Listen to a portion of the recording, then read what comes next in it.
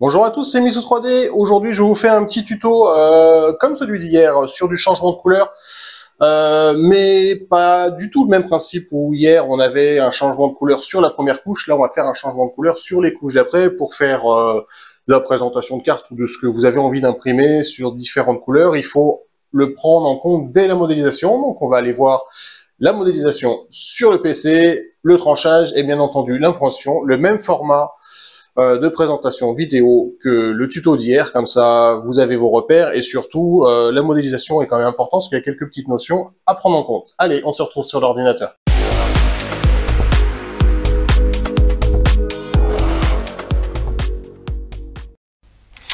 Ok, du coup, je vous reprends sur Fusion 360. Donc moi là, je profite de faire des petites cartes rectangulaires avec des prénoms, avec un petit lettrage sympa pour offrir aux copines de l'anniversaire de ma grande, pour faire une continuité de tuto sur les changements de couleur. Donc là, c'est un changement simple, mais il faut y penser lors de la conception. Donc du coup, je me crée une esquisse sur mon plan de dessin. Bon, je me suis dessiné deux rectangles l'un dans l'autre. Mon but, c'est juste de pouvoir faire un petit contour. J'extrude la totalité de la surface, par exemple d'un millimètre, et après j'extrude juste le pourtour de 1 mm plus, on va dire pour faire de couches, donc 1,4 mm pour faire 0,4 dixième de plus. Ce qui me donne du coup le contour ici. Bon, là le lettrage est déjà fini, hein. Je vous passe les détails de la modélisation, c'est juste pour vous expliquer l'importance des différentes hauteurs dans la modélisation. Donc là le but c'est d'avoir une hauteur pour chaque type de couleur. Derrière j'ai tout simplement sélectionné l'intérieur de mon rectangle pour écrire ma police que j'avais choisie, et j'ai fait une épaisseur. Donc pour aller plus haut que 1.4, j'ai fait une épaisseur de 0,6 en plus. Donc là je suis à 2 mm au total, qui pourront m'aider à faire mes changements de couleur simplement. Bon, je me suis rajouté un petit trou dans l'angle, c'est histoire de faire un petit porte-clés ou de l'accrocher avec une punaise sur un mur ou n'importe où.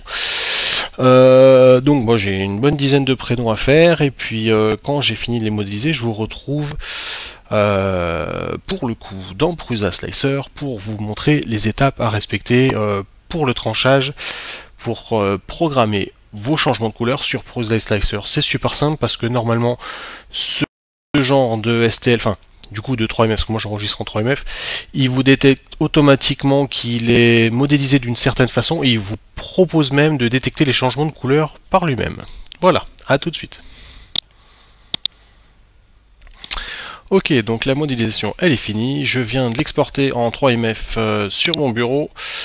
Je prends le premier prénom, Robin, je le balance dans Prusa Slicer qui est ici, hop, je le lâche. Donc voilà, j'ai fait un petit 8 cm par, je sais plus, 35, 30 ou 35 de large. Enfin bref, les cotes on s'en fout. Je fais une première découpe avec mes paramètres sans les regarder. Voilà, c'était juste pour vous montrer ça. Remarque, l'objet Robin ressemble à un logo ou à un signe. Appliquez le changement de couleur automatiquement. Donc il vous détecte qu'il a été modélisé, on va dire, par différentes épaisseurs. Voilà, c'est un petit fonctionnement. Donc là, on peut voir le changement de couleur. Donc mon orange, mon vert foncé et mon vert bleu, on va dire, vert d'eau, qui sont ici. Donc de 0,20 à 1,20, j'ai ma base. De 1,20 à 1,60, j'ai ce qui moi sera mon noir. Et en haut, j'ai le bleu. Je sais plus si on peut changer ici. Ah, c'est parfait ça. J'ai dit mon contour ici. Tac. Ça, je le ferme. Lui, je veux du noir. Ok. Tac. Ma base, on va se la faire. Hop. Alors, c'est où qu'il faut cliquer. Bon, la base, il la laisse orange. Ah non, réglage du filament. La base, elle se change ici. Autant pour moi. Si je dis pas de bêtises, j'ai dû choisir une couleur à peu près comme ça. Bon, c'est pas vraiment cette couleur-là, mais c'est un vert nacré. Et la finition, on va dire blanc, bah non.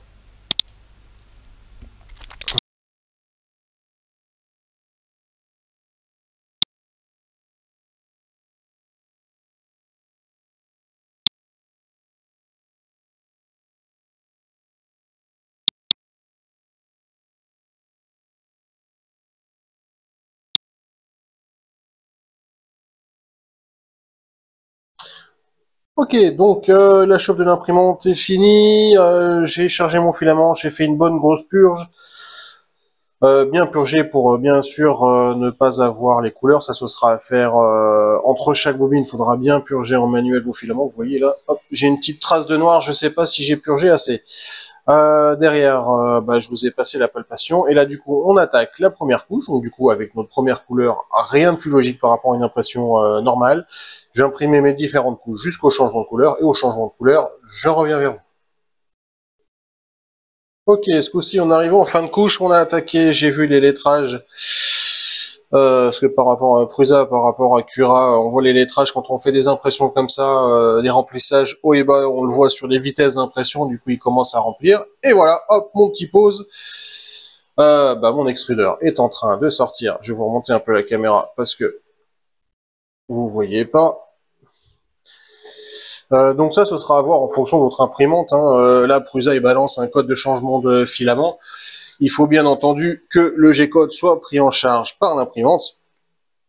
Donc voilà, le jaune est enlevé, je mets mon petit noir, l'extrudeur a fini de tourner, chargement automatique, hop, elle est en train de charger. Donc là, je vais faire une bonne purge. Enfin, avec le noir, ça va beaucoup plus vite qu'avec une couleur claire. Quand je passe du noir au jaune, c'est pas la même. Donc, je vais passer dans le menu de config manuel, paramètres, extrudeur. Ouais, c'est déjà bien noir. Alors, on va charger 15 mm à 5 mm par seconde. Extruder. Hop. Ouais, c'est bien noir. Ok. Retour. Retour. Reprendre. Et hop. Passer un petit coup avant que ça commence. Et voilà, j'attaque tout simplement. Donc, ma deuxième couche.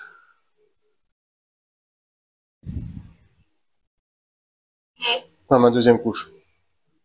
Ma couche suivante, du coup, avec mon noir. Donc là, je dois avoir 2 couches de noir. Je vous mets en pause, je fais le prochain changement et je vous montre le résultat. Hop là, je vous reprends la petite caméra, enfin mon téléphone en mobile pour vous montrer de plus proche. Je sais pas si on va bien voir, mais voilà, la première couche du noir, on la voit qu'elle est pas super, qu'elle est pas très opaque. On va essayer de zoomer un petit peu.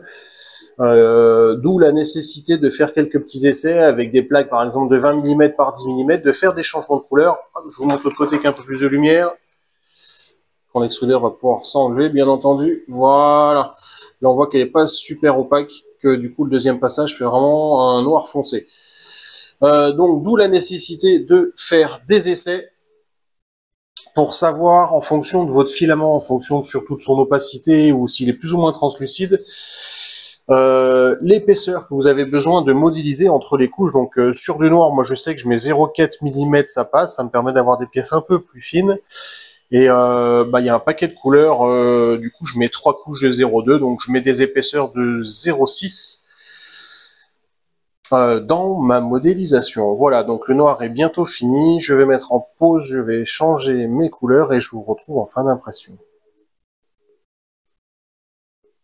Allez, on arrive à la fin de l'impression, je suis à 96, 97%. Il me reste une trentaine de secondes, donc là je commence à voir le résultat sur la partie gauche. Je vais vous envoyer un petit morceau aussi sur la vidéo. À savoir bien sûr que cette manip est aussi valable pour Cura. Il ne détecte juste pas le changement de couche. C'est à vous de le programmer avec un post-traitement, un script de post-traitement, pardon. Mais si vous cherchez changement de couleur sur Cura, il faut juste trouver le G-code qui va bien. Voilà. Oui, je décolle à chaud, je m'en fous. C'est juste pour le tuto, c'est du PLA. Faut juste pas y aller comme un bourrin. Bon, mes débits sont pas nickel parce que j'ai fait ça à l'arrache. C'était juste pour finir le tuto. Par contre, le noir, je suis en train de voir. Hop là. Allez hop, je vous montre le résultat. Hop là. Donc, bah là, j'ai un beau manque de matière là, au milieu là. Je sais pas pourquoi. Il y a peut-être quelque chose qui a accroché, j'ai pas fait gaffe. N'empêche que le résultat est plutôt sympa. Bon, bah j'ai mon débit du violet comme d'habitude, c'est GST 3D qui va et qui vient relativement lisse. Le B l'est beaucoup moins, mais bon, c'est secondaire, ça concerne pas le tuto. Donc voilà, vous voyez que le petit effet, du coup, ce que je vous disais, le noir qui donne un peu de relief aux lettres en mettant un petit contournement noir, ou programmez-vous, si vous ne faites pas de liseré noir autour, un petit changement de couleur pour mettre du noir sous la couleur de votre lettrage.